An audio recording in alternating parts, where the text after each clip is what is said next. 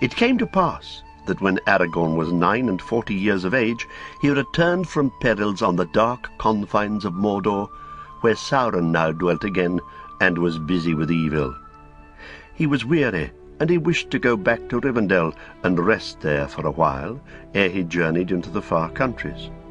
And on his way he came to the borders of Lorien, and was admitted to the hidden land by the Lady Galadriel. He did not know it, but Arwen and Domiel was also there, dwelling again for a time with the kin of her mother.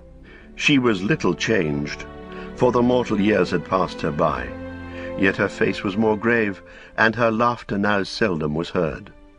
But Aragorn was grown to full stature of body and mind, and Galadriel bade him cast aside his way-worn garment, and she clothed him in silver and white, with a cloak of elven grey, and a bright gem on his brow. Then, more than any kind of men, he appeared, and seemed rather an elf-lord from the Isles of the West. And thus it was that Arwen first beheld him again after their long parting.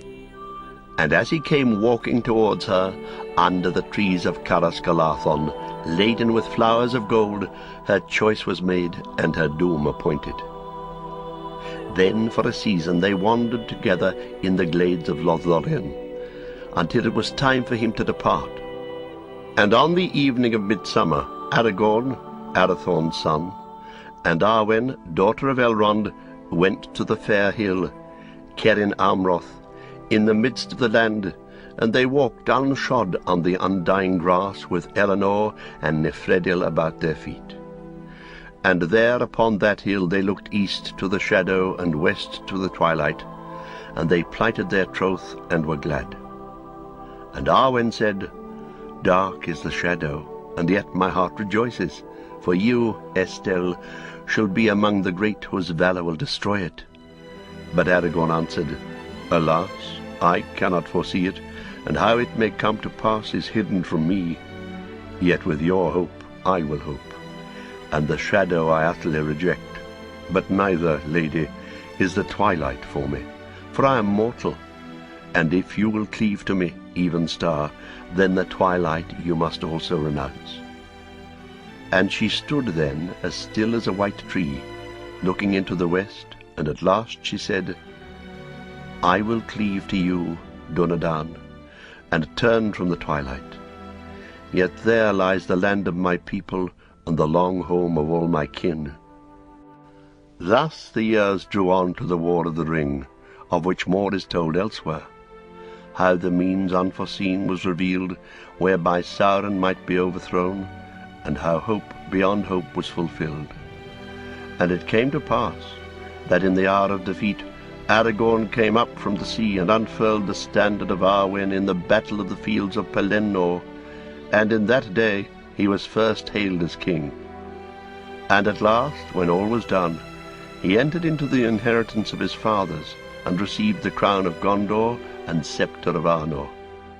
And at midsummer, in the year of the fall of Sauron, he took the hand of Arwen and Domiel, and they were wedded in the city of the kings.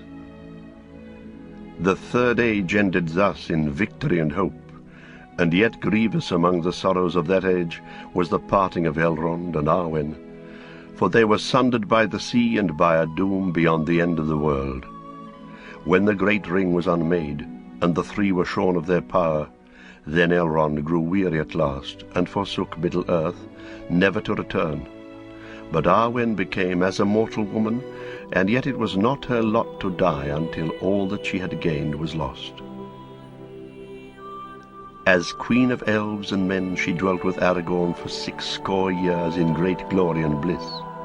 Yet at last he felt the approach of old age, and knew that the span of his life days was drawing to an end, long though it had been. Then Aragorn said to Arwen, "At last, Lady Evenstar, fairest in this world, and most beloved, my world is fading. Lo, we have gathered, and we have spent, and now the time of payment draws near." Arwen knew well what he intended, and long had foreseen it.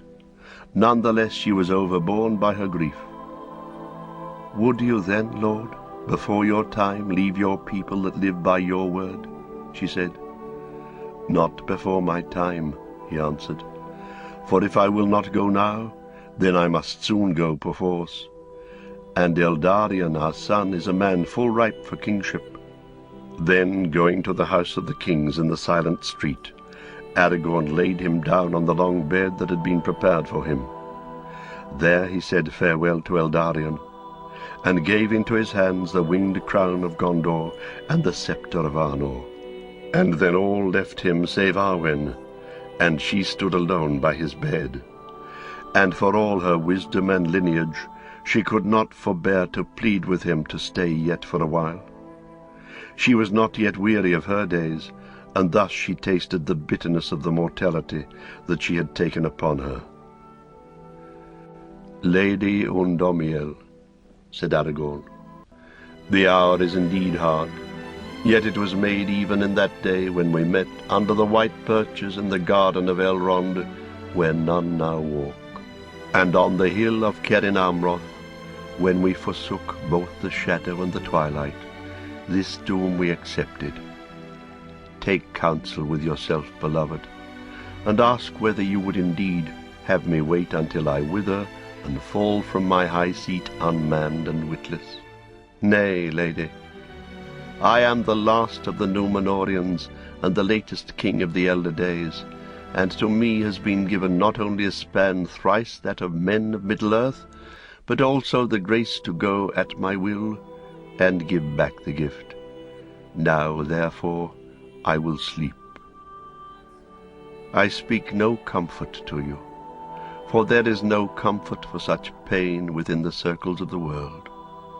The uttermost choice is before you, to repent and go to the havens, and bear away into the west the memory of our days together, that shall there be evergreen, but never more than memory, or else to abide the doom of men.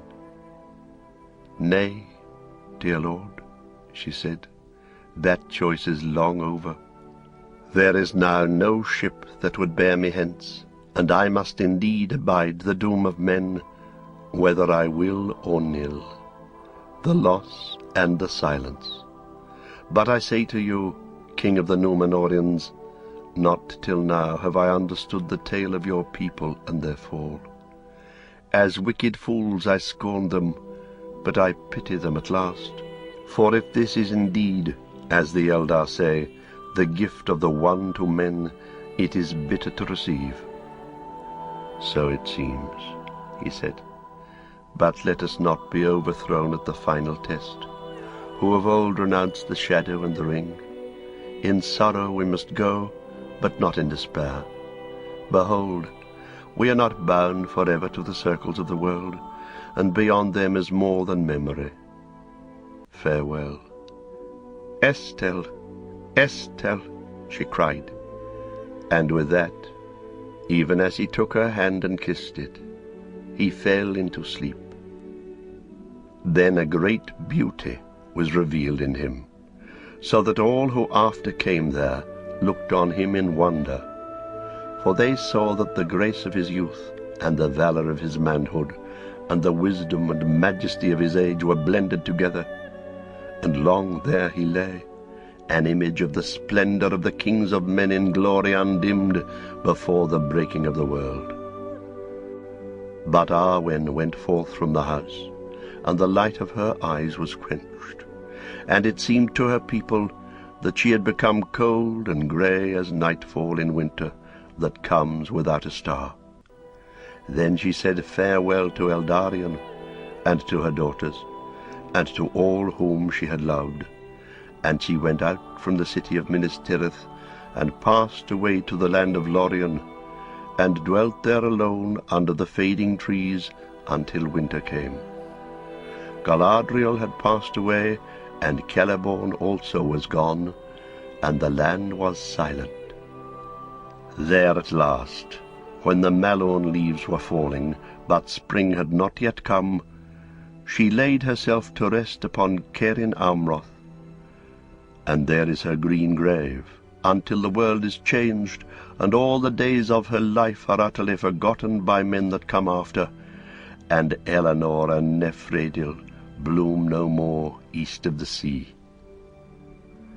Here ends this tale, as it has come to us from the south, and with the passing of Evenstar no more is said in this book of the days of old.